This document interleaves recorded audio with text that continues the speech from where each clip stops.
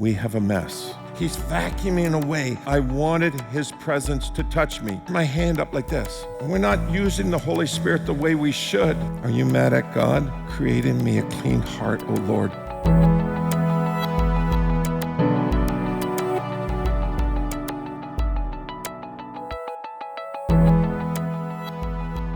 So it's Christmas.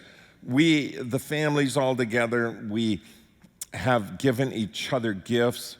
And all of a sudden, I look into the family room where we've opened the gifts, and the floor is saturated with wrapping paper and boxes from Colombia and Brazil that say Amazon on them. And just unbelievable stuff. And all of a sudden, I realize we have a mess. Now, there's two choices you have. You can just ignore it. By the way, you ignore it, the mess never goes away. Or you can clean it up. My mother taught me this, and she wasn't the clean freak, but she says it's better to do things quickly and get it over with than to prolong it and have it drag on and on and on. So the boys and I, while Shelley goes and gets the turkey ready and all this, we get garbage bags, and one of my boys even went out and got a Canadian Tire bag because he thought that would work better. And we start picking up the mess. Now, in around 10 minutes, I'm going to come back to the rest of the story. So just hold on to that. Psalms. Are you ready? Psalms 51. Create in me, not restore in me, create in me a clean heart. Brand new heart. Not a restored one, a renovated one. Create in me a clean heart, O God. And then from that clean heart, not the old heart, the clean heart, renew a steadfast spirit within me. Do not cast me from your presence, O God, or take your Holy Spirit from me. What is the opposite from being cast away from the presence? You have the presence. What's the opposite of taking your Holy Spirit from me? You have the Holy Spirit and his power. Restore to me the joy of your salvation. In the Old Testament, the joy of the Lord is my strength. Somebody says, I don't see it in the New Testament. Well, joy is under the fruit of the Spirit. And grant to me a willing spirit to what? Sustain me. Psalmist David, he starts off with create. From create, you renew. From renew, you do not cast away from God. You take the Holy Spirit to you. You restore, you grant, and so forth. So what happens is this. There's somebody says to me, well, how do I clean up the mess in my life? I see the psalmist David, who did not have a very good life, but he had a heart after God, but his family life was a mess. His kingdom wasn't the greatest. What do I do to clean up the mess? Now watch this. I've done them all in A's. Are you ready? You have to admit there is a mess to God and to your friends. I have a person who, and I won't mention his name, who comes out of a terrible background of alcohol. When he was a child, he was abused. The fact is this, he's never been able to land a career properly, and he was always telling everybody, I don't have a problem with alcohol, yet getting drunk, getting fired from work, losing out on his first marriage, stuff like this. He says, the first day to cleaning up my mess was when I admitted I had a mess to two people, to God and to a friend. And he says, then all of a sudden I had to go to number two. And I love number two. Are you ready? You have to acknowledge. There's a difference between admitting. See, a lot of us, we admit we have a mess. But acknowledgement is when we take ownership. Now, we recognize under acknowledgement there is a need for change, and I need God to help me. I need to help God. And then the last one, I need a friend to help me. Now, see, here's the crazy thing. I can admit to God and friend, yes, I have a mess, but I do nothing about it.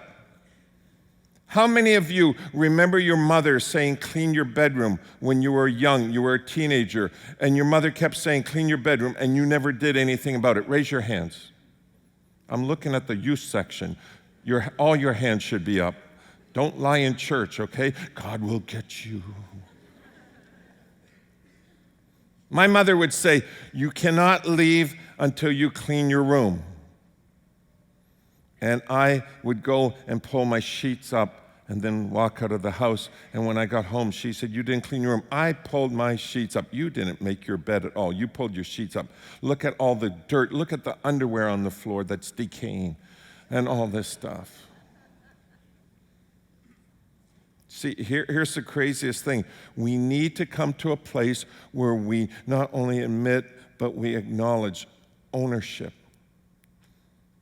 And we say, God, you have to do this. You have to change us. You have to be able to do this. Let me take you to the third one. We need to admit, we need to acknowledge, but then we need to acquire the Holy Spirit. Let me give you an illustration of this.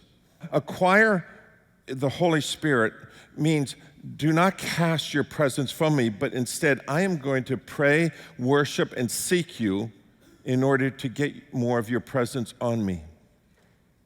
Jesus constantly did this. He would go away to pray so that he could recharge his battery. Acquiring the Holy Spirit means that you go, just like they did in the upper room. They went into the upper room for 10 days, and the power of the Holy Spirit came on them. Jesus did this in Luke chapter 4. It says, and he was led into the wilderness by the Holy Spirit. For 40 days, 40 nights, he fasted and prayed, acquiring the Holy Spirit. At the end of it, he was tempted by the devil 3 times, and he won that temptation really easy. Why? He had the Holy Spirit. So acquiring the Holy Spirit. So on Friday, I went for a drive, and I'm driving down the 401, and I'm just having the time of my life. The radio was off. My phone, I made sure was off, and I made sure nobody else was with me. And I just started, I never went to ask him for anything. All I did was I wanted his presence to touch me. And as I'm going down the highway, I started worshiping. I started praying, Lord, I want you to just touch me. I need your Holy Spirit. Holy Spirit, I come, just forgive me my sins. Anything that's in my way right now, and all of a sudden, over the next hour, the presence of the Holy Spirit came into my car. And the Lord just started to touch me. And I started speaking in tongues. I started singing. I started worshiping. I started laughing. The joy of the Lord. And I'm driving down the 401 doing my regular speed, 139. I am just having the time of my life. And I'm passing this BMW. And I look over. And here's my hand up like this.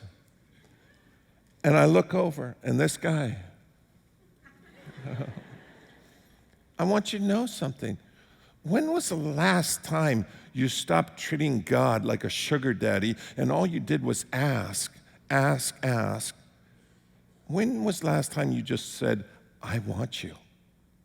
When the boys were little, we had mommy and daddy time. After supper, we would tell the kids, go play, do not bother us. And for 20 minutes, Shelley and I would go into the living room on the couch, and we would sit and hold hands and have mommy and daddy time. The kids were not allowed to interrupt us for 20 minutes, and I'm not going to tell you anything more, except it was wonderful. Can I share this with you? When was the last time you had God and you time? It wasn't you were praying for relatives or you're praying for a new job or you're going down your list of wants. You just wanted his presence to touch you, and you wanted to touch him with love. And all of a sudden, when you acquire the Holy Spirit, then the actions of the Holy Spirit start working through you. I love this. Now pay attention. Are you ready? A crazy person will grab a garbage bag and just start throwing stuff in the bag. But let me share this with you. In every mess, nearly every mess, not every mess, but nearly every mess, there's always something valuable. And when you go through a mess, you need the Holy Spirit's actions and wisdom and guidance to get you not only through the mess, but getting rid of the mess.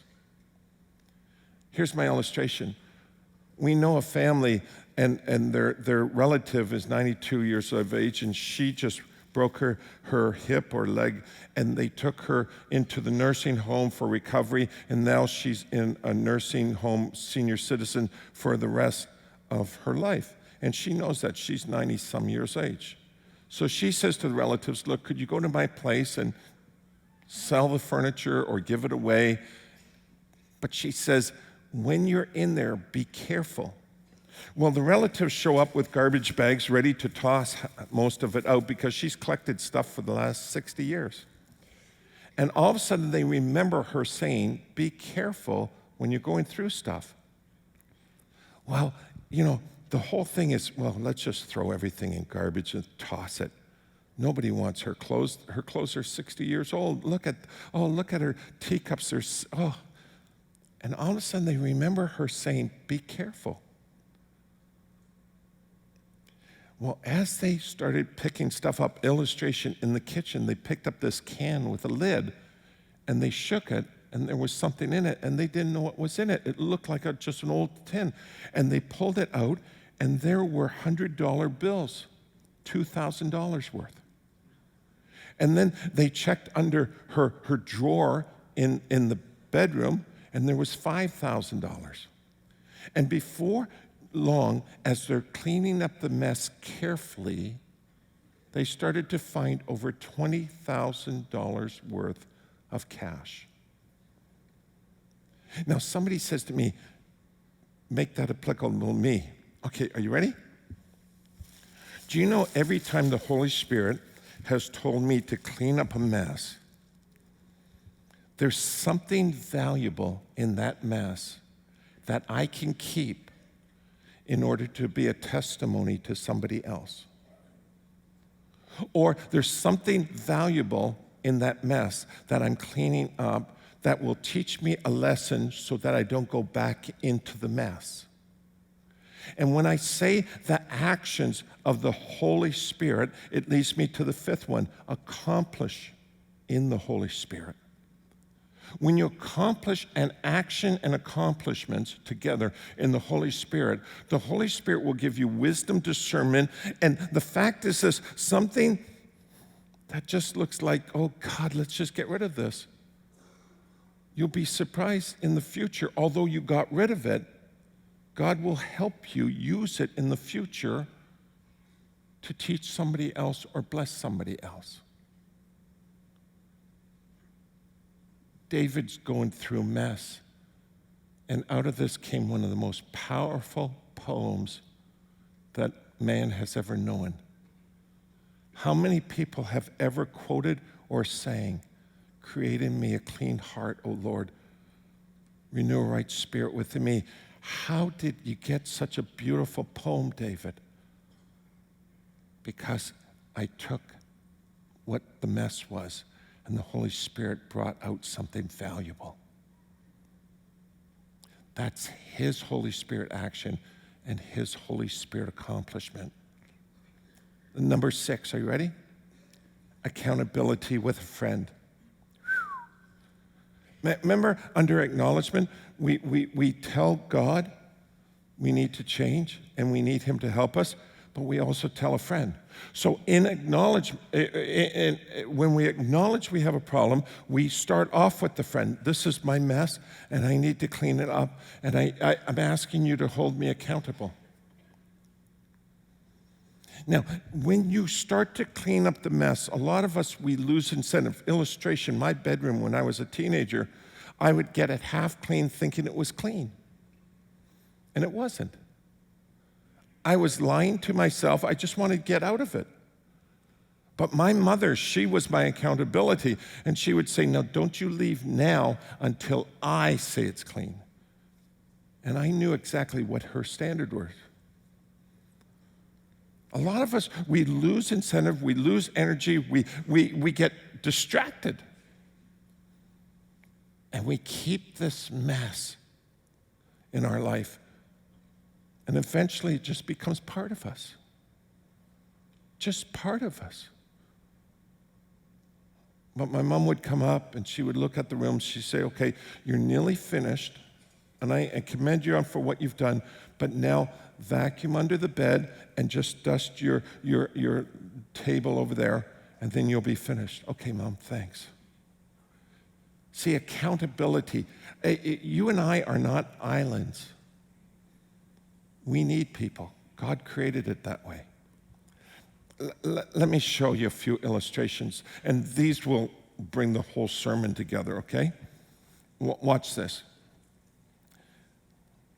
Well, first of all, let me ask you this. How many of you like country music? Go hee-haw. Ready? How many of you like country music? Oh, pathetic. I hate country music. We have a pastor on staff, and he loves country music, but he also drives a pickup truck in Toronto. Okay, so there's a lady called Reba McEntire. How many of you have ever heard of her? Do you have a picture of her somewhere? Where's Reba? There she is. She's a born-again Christian, very vocal in her faith. And they were interviewing her because she's up for some Grammy award. And this is the 33rd time she's been nominated for a Grammy.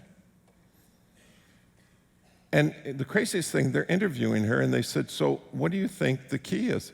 And this is what she said: the Holy Spirit was left behind to comfort and guide us, and I rely on that strength each and every day. I just pray that the Holy Spirit guides me, speaks for me, and helps me down those stairs. Then she goes on and says later on when they're talking to her, it's all God. He's the reason for everything I do, she said. I pray that I will find songs to record that will touch people's hearts and heal their hearts. Before I go on stage, I ask the Holy Spirit. You know that most entertainers will just say, God, General?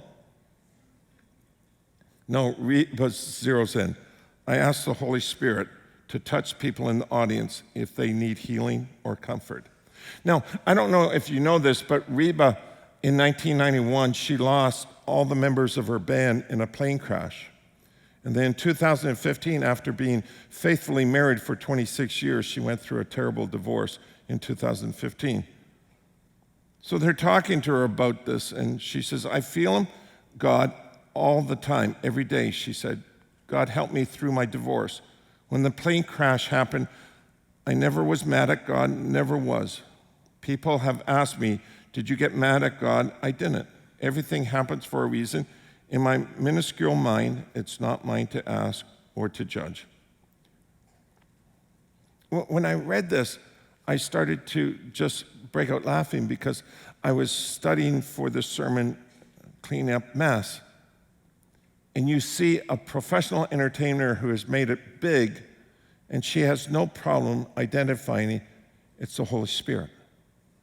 Later on in the article, she talks about before she goes on stage, she gathers everyone around her and she prays to the Father and she prays the Son, she prays the Holy Spirit, that the Holy Spirit's power will be upon them as they entertain. Can I ask you something? Have you been through a divorce? Have you lost a loved one like Reba did with the plane crash? Are you mad at God? Or are you letting the Holy Spirit clean up the mess so that you can turn around and bless people? See, here's the craziest thing, and I just say this in all love to us. A lot of us, we admit we have a mess, but we don't acknowledge, take ownership. When was the last time you fasted and prayed to acquire the Holy Spirit, His actions, His accomplishments in your life? The disciples come to Jesus and said, look, you sent us out to heal the sick, raise the dead, cast out demons, all this stuff, it doesn't work. And Jesus says, reason is you're not praying and fasting. Let me give you an illustration of this. Pastor, he's in a beautiful church, and 6 months before this date, the custodian came to him and said, Pastor, I have problems. I have Alzheimer's, severe Alzheimer's. And I'm going to lose my memory, I'm going to lose parts of my mind, but could I please work for the church until that day comes. And pastor says, you work as long as you can. So the pastor drives his car into the church, parks in his parking spot, and he looks through the window into the sanctuary, and he sees the custodian. And the custodian, who has Alzheimer's, he's vacuuming away like crazy. And the pastor says, I'm going to go and put my arms around him and commend him. Guy has Alzheimer's. He's losing his memory. But look at him, how faithful he is, vacuuming like crazy. Pastor goes in the lobby. Then he's going through the sanctuary door. All he wants to do is hug the custodian and say, you're doing a great job. And all of a sudden, as he gets into the sanctuary, he sees the custodian at the front vacuuming like this. But there was no noise.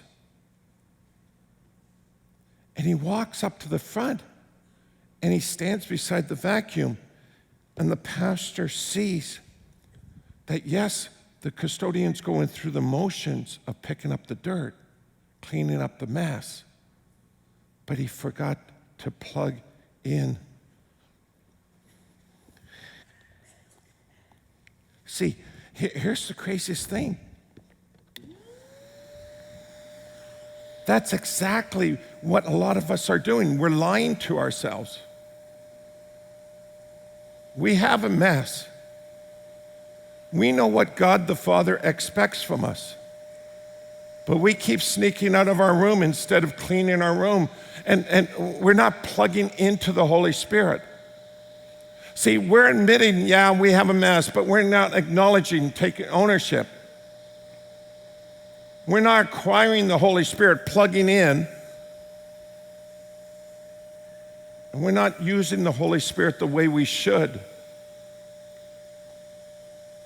And therefore, we're not accomplishing what we should accomplish, but we still have the mess. Here's the truth, and I don't say this to be rude to you, but some of you, at the last Sunday of 2019, you still have the same mess you had in 2018. And for some of you, it's the same mess you had 2017, 2016, 2015. And maybe the Holy Spirit has you here today to say, would you plug into the Holy Spirit instead of doing the motions? Start to really clean up the mess.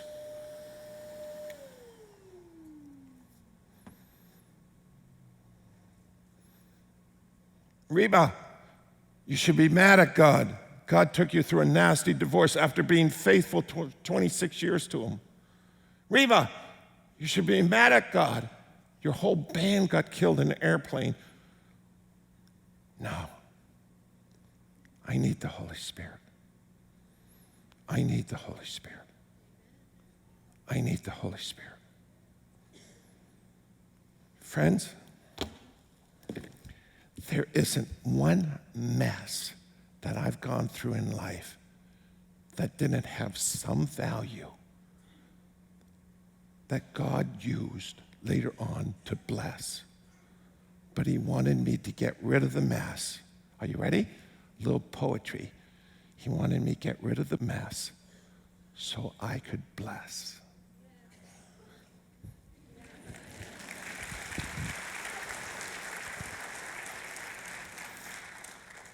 Can I just share this with you? Don't lie to yourself. I still hear my mom, Billy, get back in the room. The room is not clean. Mom, it is so. No, it's not, Billy. When it is, you can leave. Don't let hell make you believe something that's not biblical. If there's a mess, the Holy Spirit wants to help you. And there are godly friends who want to be there with you. That's the truth.